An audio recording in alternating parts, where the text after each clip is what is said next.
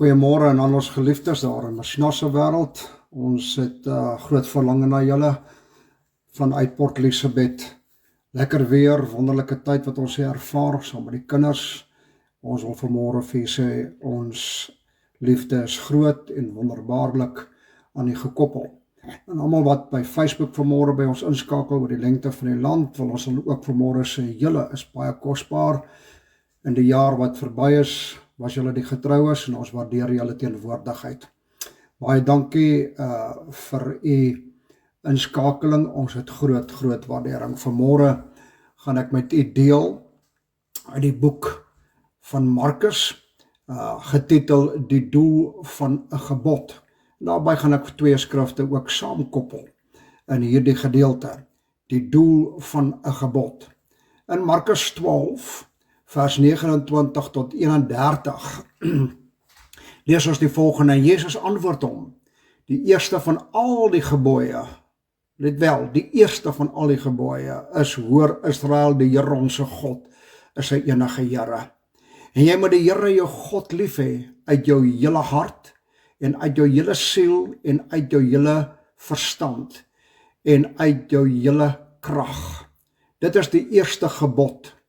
En die tweede hieraan gelyk is dit, jy moet jou naaste lief hê soos jouself. Daar is geen, let wel, geen ander gebod groter as die nie. Wat vir my baie interessant is, dat die woorde baie keer stel wat by God eerste moet wees.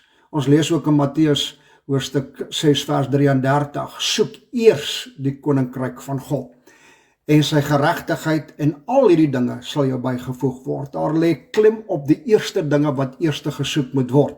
En hier vind ons dan die eerste gebod van al die gebooie. Is, hoor Israel, die Here onse God is jou enige Here, en jy moet hom lief hê met alles wat jy het. En die tweede daarin gelyk is dan, jy moet jou naaste lief hê soos jouself. Daar is geen ander gebod groter as dit nie.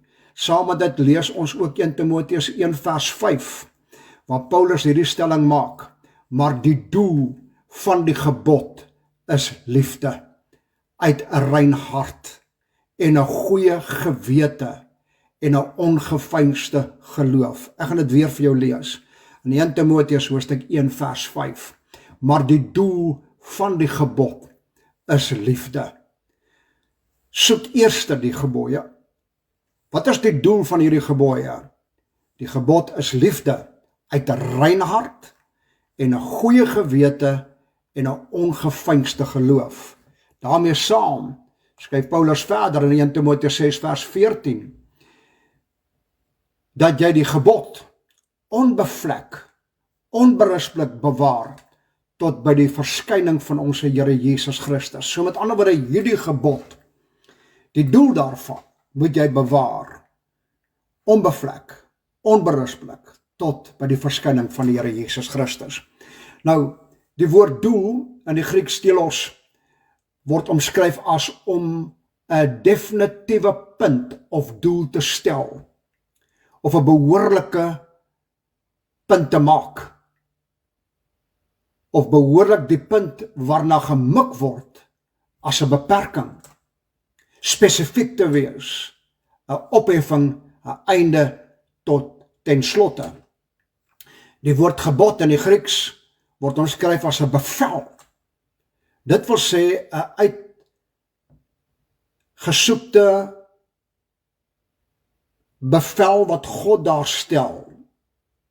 'n gesaghebbende voorskrif. Met ander woorde, hy dra gesag, 'n gebod. Nou die reine hart in ons teksvers, waaruit liefde wat die doel van die gebod is, spreek duidelik van die soort doelgerigtheid sonder vermenging van bybedoelings en selfsugtige sienings. Ek wil hê met baie mooi hoor vanoggend. Die reine hart waarvan die skrif hier praat,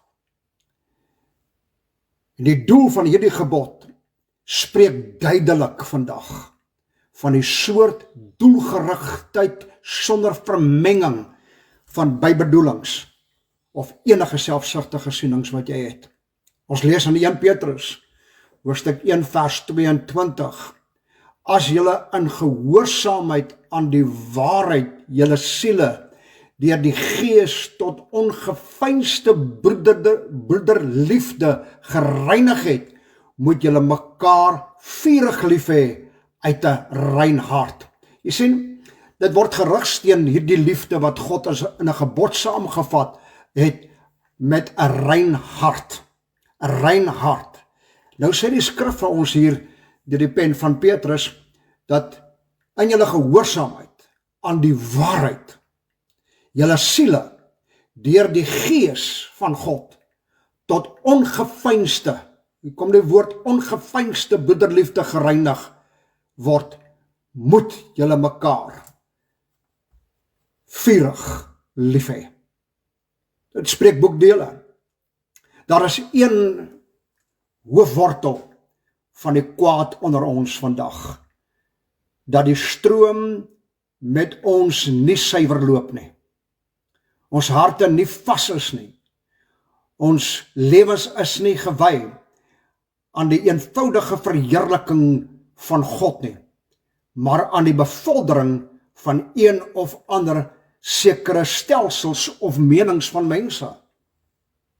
Liefde spruit uit die hart soos uit 'n fontein, maar dit is 'n fontein wat deur geloof gereinig en gesuiwer is. Daar is min smaak vir gekwetter en die twis van woorde wanneer die hart geheilig word. Romeine 12 vers 9 skryf die apostel Paulus, laat die liefde ongeveins wees, verafskie wat sleg is, hang die goeie aan. 'n Aanbeveling baie sterk om liefde werklik in jou lewe te vorm, die liefde uit te leef, en ware liefde van God daar te stel in jou persoonlike lewe. Laat die liefde ongeveins wees, verafskie wat sleg is, hang die goeie aan. Jakobus skryf verder in Jakobus 3 vers 11, 'n fontein kan tog nie uit dieselfde oog vars en bitter water opborrel nie. Jy sien, hierdie fontein, ons het lief maar met voorwaarde.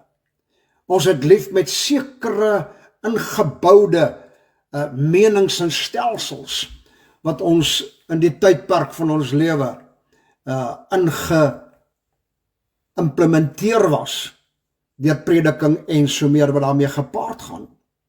Daarom sê Jakobus, 'n fontein kan nie uit dieselfde oog vars en bitter water laat opborrel nie, onmoontlik.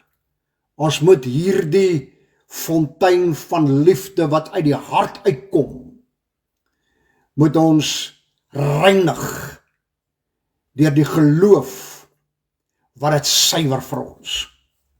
Hierdie liefde word gereguleer deur 'n goeie gewete. Volgens 1 Timoteus 1 vers 5 wat ek gelees het. 'n Rein hart en 'n goeie gewete gaan saam. Dit is een formaat, rein hart, goeie gewete. By Paulus is die verstand die setel van die gewete en die hart die setel van liefde. Deur heiligmaking baat die gewete by elke vlak van jou lewe. Daarom is heiligmaking so belangrik. 'n Verseelde en 'n geheiligde gewete beheer die uitoefening van liefde en red dit daarvan om in 'n blote sensuele passie of swak sentimentaliteit te ontaard. Ons raak te sentimenteel, ons raak te sensitief wanneer dit kom by liefde en dit ontaard in ons lewe. En dan vra ons die vraag, is God waarlik liefde? Het jy liefde? En dan kwalifiseer ons die mensdom daarmee. Maar wat ons nie moet vergeet nie, 'n rein hart en 'n goeie gewete suiwer jou liefde. Romeine 9 vers 11 sê, ek spreek die waarheid. In Christus sê Paulus, ek lieg nie. My gewete getuig saam met my in die Heilige Gees. Kyk die belangrikheid van die Heilige Gees. Daarom skryf dieselfde apostel in Efesiërs 1 vers 13, in wie julle ook, nadat julle die woord van die waarheid, die evangelie van redding, gehoor het, in wie julle, nadat julle ook geglo het, verseël is met die Heilige Gees van die belofte. Jy sien, Paulus sê, my gewete is rein, want het getuig saam met die Heilige Gees, want die Heilige Gees het dit verseël vir my, en uit daai verseëling uit leef ek in die geestelike dimensie van my lewe. Dis die belofte wat God vir ons nagelaat het. Hoe belangrik die Heilige Gees is, wat hierdie kosbare liefde vir ons bewaar, verseël in ons, sodat ons daaruit ongeveinsde geloof kan produseer. Die uitoefening van liefde, soos die skrif dit uitlê, word moontlik gemaak deur die opregte geloof. Want 1 Timoteus 1 vers 5, die geleesde gedeelte, uit 'n ongeveinsde geloof. Met ander woorde, nie 'n skynheilige, dooie, onvrugbare geloof nie, maar geloof wat deur liefde werk, wat verseël is, daai goddelike liefde wat in jou lewe verseël is. Jakobus 2 vers 17 sê dan so, net so ook die geloof, as dit geen werke het nie, in sigself dood. Dit is in sigself dood. Geen werke aan hierdie geloof. Wat is die werke? Die produsering van die liefde van God, wat verseël is in jou hart, wat gereinig is, diep weggebêre is, in die diepste wese van jou as mens, wat jou verklaar as mens, wat jou deel maak van God wat liefde is. 'n Goeie gewete word verbind met gesonde geloof. Slegte gewete met ongesonde geloof. Om 'n krag in jou Christelike lewe te wees, wat die groei van elke Christelike genade stimuleer, moet jou geloof aktief en opreg wees. Wanneer die gewete verdraai en die liefde swak word, is dit as gevolg van geveinsde geloof, met ander woorde skynheilige geloof, wat bloot net skynheilig is. Nou wat leer die Bybel ons? Wat leer ons vandag uit hierdie les? Nommer 1, die evangelie is 'n boodskap van liefde, wat die hoofdoel is van die gebod. Ek herhaal weer, die evangelie is 'n boodskap van liefde, wat die hoofdoel is van die gebod. As daar geen liefde is, om die ongelowige te bereik nie, is die verkondiging van die evangelie te vergeefs. Jy moet waarlik iemand lief hê, omgee, empatie hê, om so persoon te lei na die ewige lewe.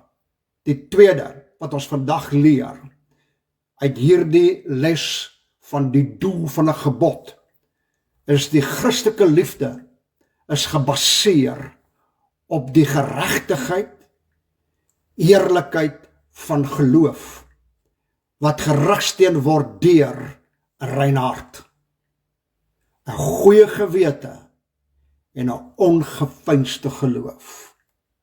Nou, hoe herstel ons vandag hierdie tekortkoming in ons lewe?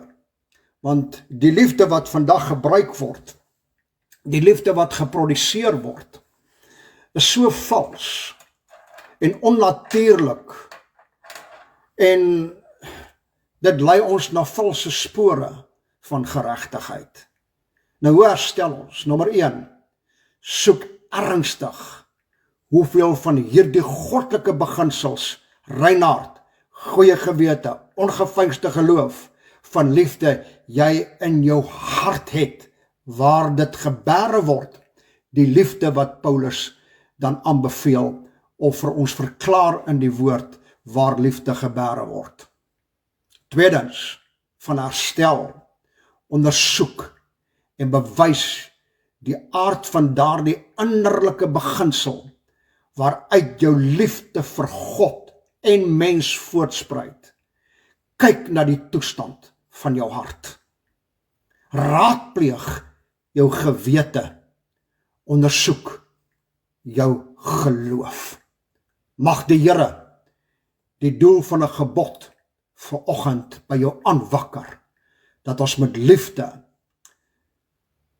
die wêreld in die oë sal kyk en die ware God van liefde sal openbaar.